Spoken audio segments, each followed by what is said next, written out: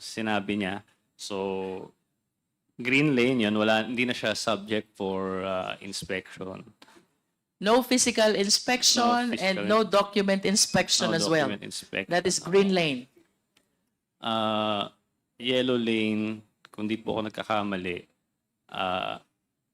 sa ano lang, document lang. Tapos red lane, kailangan ng Wait, physical. for yellow lane, you're exempted from the physical inspection, but you are not exempted from the document inspection. Yes. Okay? Then, red lane, kailangan na ng physical inspection. And of course, if I am the shipper or the importer, I would want that my shipment be always released through the green lane. Kasi dun mabilis. Walang inspection ng shipment, walang inspection ng document. How do